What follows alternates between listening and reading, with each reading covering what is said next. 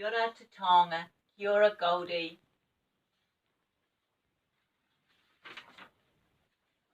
This is Nana.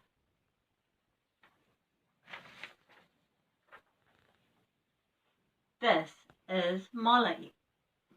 Say hello, Molly. Kia ora. Tonight we're going to read chapter 4 of the Faraway Tree. Chapter 4, The Folk in the Faraway Tree. Before very long, the children were hidden in the branches as they climbed upward. When Mr. Whiskers came back with 5 other brownies, not a child could be seen. "Hey, come down," yelled the brownies dancing round the tree. "You'll be captured or lost. This tree is really dangerous." Joe laughed and peered down. The faraway tree seemed to be growing acorns just where he was, so he picked one and he threw it down. It hit Mr. Whiskers on the hat, and he rushed away shouting, "Oh my goodness, someone shot me! Someone shot me!" Then there was silence. "Thank God," said Joe, laughing. "I expect they're afraid of being shot by acorn bullets. Funny little things. Come on, girls, let's climb." "This must be an oak tree if it grows acorns," said Bessie as she climbed. But just as she said that, she stared in surprise as something nearby. It was a prickly chestnut case with conkers inside. "Good gracious! It's growing horse chestnuts just here. What a very peculiar tree. Let's hope it will grow apples and pears higher up." "It's a most extraordinary tree," said Fanny with a giggle. Soon they were quite high up. When Joe parted the leaves and he tried to see out of the tree, he was amazed to find that he was far higher than the tallest tree in all of the woods. He and the girls looked down on the top of all the other trees, which looked like a broad green carpet below. Joe was higher up than the girls. Suddenly he gave a shout. "I say, girls, come up here by me, quickly. I've found something really queer." Bessie and Fanny climbed quickly up. "Why, it's a window in the tree," said Bessie in astonishment. They all peered inside, and suddenly the window was flung open and an angry little face looked out with a nightcap on. "Rude creatures!" shouted the angry little man. He looked like a pixie.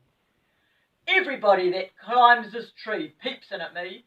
It doesn't matter what I'm doing. There's always someone peeping. That's rude." The children were too astonished to do anything but stare. The pixie disappeared and came back with a jug of water.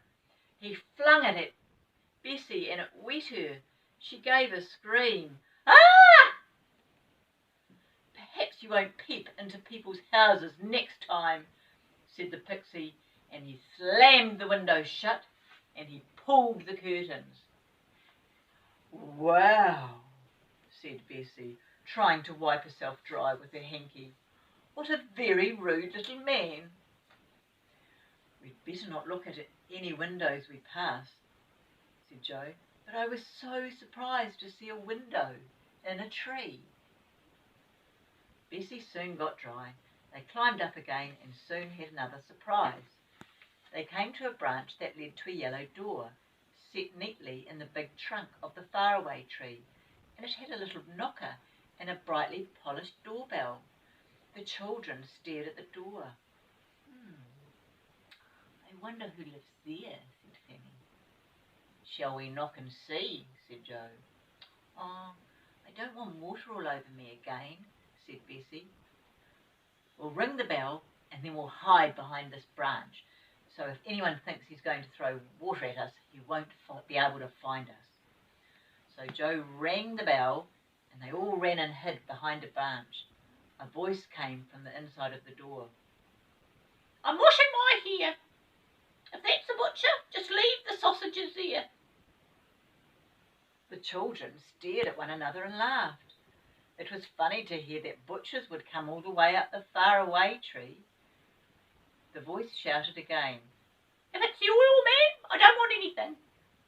Or if it's a red dragon, come again next week. Good gracious, said Bessie. The red dragon! I don't like the sound of that. At that moment the yellow door opened and a small elf looked out. Her hair was all fluffed out round her shoulders and she was rubbing it with a towel. She stared at the children. Did you ring my bell? What do you want? We just wanted to see who lived in the funny little treehouse, said Joe. Oh, come in for a moment.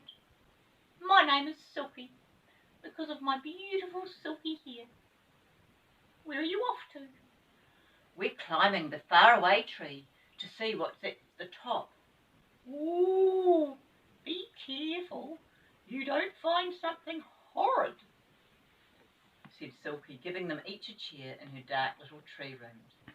Oh, sometimes there are delightful places at the top of the tree, but sometimes there are very queer lands too. Last week there was the land of Hippity Hop. That was dreadful. As soon as you got there, you had to hop on one leg and then everything went hippity hop, even the trees. Nothing kept still. Oh, it was most tiring. It does sound quite exciting, said Bessie. Where's our food, Joe? Let's ask Silky if she'd like to have some. Silky was pleased. She sat there, brushing her beautiful hair, and she ate sandwiches with them. She brought out a tin of biscuits, and they were really lovely. As soon as you bit them, they went pop. They're called pop biscuits. And you suddenly found your mouth filled with honey from the middle of the biscuits. Fanny took 7, one after another. She was rather greedy, and Bessie stopped her.